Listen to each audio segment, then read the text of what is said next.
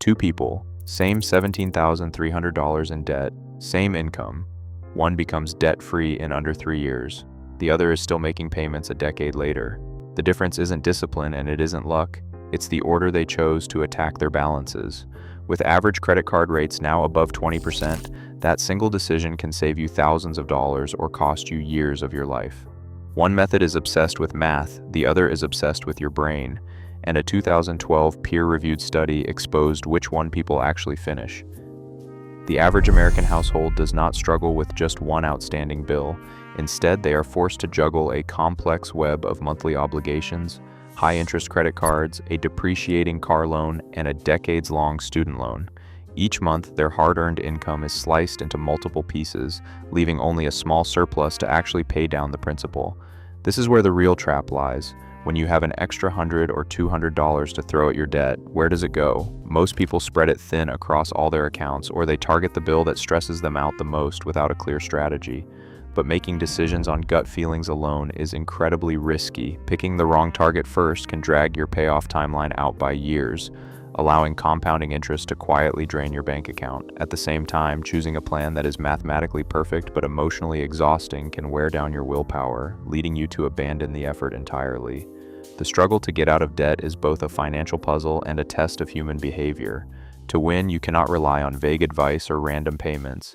You need a set of clear, unyielding rules to dictate exactly which balance to attack first and which ones to leave on autopilot.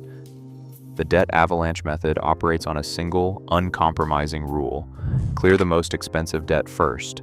To set the system in motion, you list every outstanding balance from the highest interest rate to the lowest, completely ignoring the size of the dollar balances.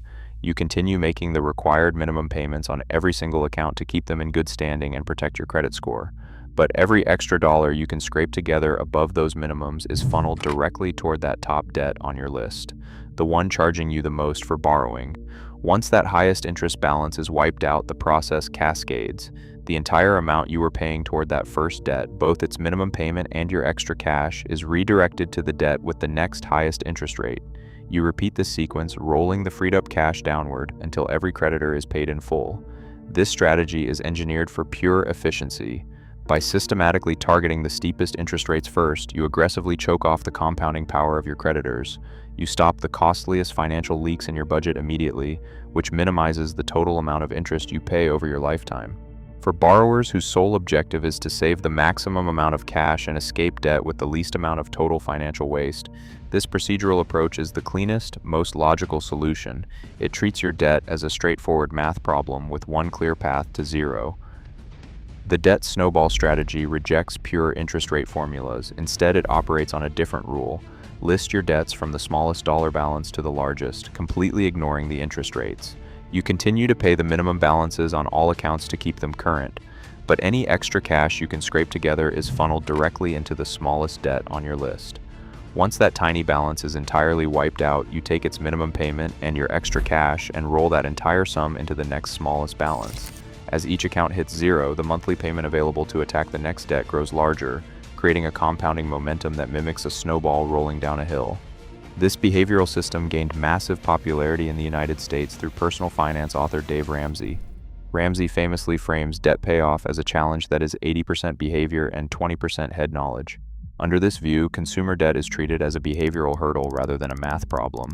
If math alone solved the issue, the debt would not have been accumulated in the first place. It is a behavioral pattern that requires a behavioral solution. The strategy relies on a simple truth: humans need visible wins to stay motivated. Clearing an entire account in the first few weeks, even a small credit card balance, provides an immediate sense of accomplishment. This quick victory builds the confidence needed to tackle the larger, more daunting debts waiting down the line. By reducing the absolute number of bills landing in the mailbox each month, the borrower experiences a physical relief that interest rate calculations do not provide. This tension exposes a fundamental disagreement. Does a mathematically perfect strategy matter if a borrower fails to cross the finish line? Traditional financial theory treats consumers like rational computers, assuming they will always choose the path of lowest interest. But human behavior is rarely driven by pure logic. This is why advocates like Dave Ramsey argue that debt repayment is 80% behavior and only 20% head knowledge. If numbers alone solve the problem, the debt would never have accumulated. This behavioral claim is backed by rigorous empirical data. In 2012, researchers David Gall and Blakely McShane published a study in the Journal of Marketing Research titled, "Can Fighting Small Battles Help Win the War?" They analyzed the behavior of nearly 6,000 consumers working to clear multiple credit card balances. The researchers discovered that the sheer number of closed accounts, rather than the dollar amount of debt repaid, was the strongest predictor of program completion. Eliminating just one additional creditor raised the odds of completing the entire plan by roughly 7%. This finding changes the nature of the debate. It suggests that the debt snowball is not just a comforting trick for the undisciplined, but an effective strategy engineered for human psychology. The real contest is not between two formulas. It is a choice between the plan that saves the most interest on a spreadsheet and the plan a real person can actually stick with. A spreadsheet can show a perfect path to zero, but it cannot feel the exhausting weight of a 2-year grind. Debt payoff is not a sprint, it is a marathon where the finish line is often miles out of sight, and the daily sacrifices start to feel entirely invisible. The real threat of failure lies in the silence of the waiting, far more than in the math itself. Behavioral science shows that the human brain is highly sensitive to delayed gratification. When families begin a multi-year repayment plan, they face a distinct dropout window. The risk of abandonment peaks around 18 months. When a borrower spends a year and a half sending extra cash into a dark void without seeing any account actually hit zero, fatigue takes over. The plan is abandoned and old habits return. This is why the timing of the very first payoff matters.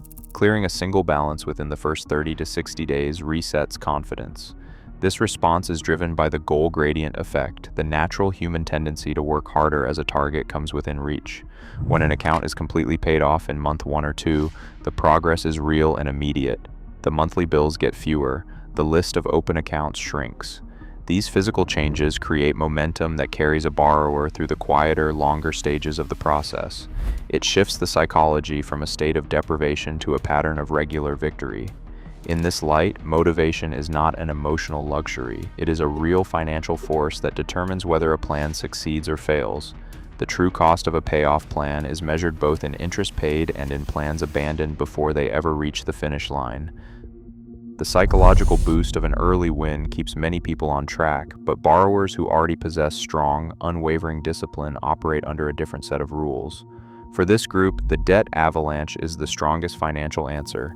This strategy is designed for those who prioritize mathematical optimization over emotional milestones. They do not need a steady stream of small victories to remain committed to their plan. Instead, their motivation comes from a single objective: minimizing the total amount of money lost to creditors. This approach becomes essential when confronting modern interest rates. Federal Reserve data from 2026 reveals that the average interest rate on existing revolving credit card balances sits at 21%, while new card offers average nearly 24%. When credit card debt moves above this 20% threshold, the cost of delaying repayment escalates rapidly. Every month spent clearing a low-interest student loan or auto loan is a month where a massive credit card balance compounds aggressively, draining hard-earned cash from the family budget. Using the avalanche method is a strategic defense of your lifetime income. It is about protecting wealth, not proving emotional toughness. When a borrower is highly organized, maintains a stable household surplus, and can stick to a plan without immediate psychological rewards, the numbers dictate the path. In these conditions, ignoring interest rates to chase small balances is a luxury that quickly becomes far too expensive. To understand the real-world impact of these strategies, consider a typical household portfolio. Imagine carrying 3 distinct debts: a credit card with an $800 balance at 22% interest, an auto loan of $4,500 at 6%, and a student loan of $12,000 at 5%. Each month, you pay the minimums to keep the accounts in good standing, but you also have a $300 surplus to accelerate your payoff. Under the debt snowball, you order the debts from smallest to largest balance. This puts the credit card first, followed by the auto loan and then the student loan. Under the debt avalanche, you order them by interest rate from highest to lowest. This sequence also puts the 22% credit card first, the 6% auto loan second, and the 5% student loan last. Because the smallest balance also carries the highest interest rate, the two methods produce the exact same sequence. You wipe out the credit card in the first few months, securing a rapid victory for your morale while instantly stopping the most expensive interest drain. As that first card hits zero, its minimum payment and your extra $300 roll down to the auto loan, creating a larger monthly attack force. In this perfect scenario, there is no conflict between math and emotion, but this harmony is rare. The true test of these systems occurs when your largest balance is also your most expensive debt. To see the split, swap the interest rates. Imagine the $12,000 student loan carries the 22% interest rate, while the $800 credit card sits at just 5%. Now the two strategies pull you in opposite directions. The debt avalanche dictates that you attack the $12,000 student loan first. Mathematically, this is the only logical choice. Leaving a $12,000 balance to compound at 22% is incredibly expensive. By targeting this massive rate first, you save thousands of dollars in interest and shave months off your total repayment timeline. Yet the emotional cost of this mathematical efficiency is heavy. Throwing an extra $300 a month at a $12,000 mountain means you will spend years paying down a single account before seeing it hit zero. For many months, you continue to receive 3 separate bills. The lack of visible progress can make the sacrifice feel pointless, leading many households to abandon their plans entirely. If you choose the debt snowball, you ignore the high interest rate and pay off the $800 credit card first. Within 2 or 3 months, that account is gone. You experience the psychological lift of a closed account, and you now have one less bill to manage. But while you celebrate this win, that $12,000 student loan continues to compound at 22%, quietly adding a massive amount of interest to your total burden. The numbers show that order matters. Choosing emotional comfort over math can cost you a fortune in extra interest. But if a mathematically perfect plan causes you to burn out and quit, your spreadsheet savings are useless. The right path depends on whether you need to protect your wallet or your willpower. There is a third path that bridges this divide. You can choose a hybrid approach that uses the psychological power of the snowball before shifting to the interest savings of the avalanche. This strategy begins by targeting the smallest balance first. You secure that first victory within 30 to 90 days, proving to yourself that the system works and cementing the habit of execution. But once that initial account hits zero and the emotional lift is in place, you change the rules. Instead of sticking with the snowball, you pivot. You take your newly expanded monthly payment and direct it entirely at the remaining debt with the highest interest rate. This sequence protects your motivation when you are most vulnerable to dropping out without forcing you to ignore massive interest costs over the long haul. Ultimately, the best repayment strategy is not a universal doctrine found in a book. It is the one tailored to your own behavior. Right now, with US credit card interest rates at historic highs, doing nothing is the most expensive option. Mathematical optimization means nothing if you abandon the plan. Write down every single balance tonight. Choose the method you can actually stick with and take control. Subscribe for more practical financial strategies.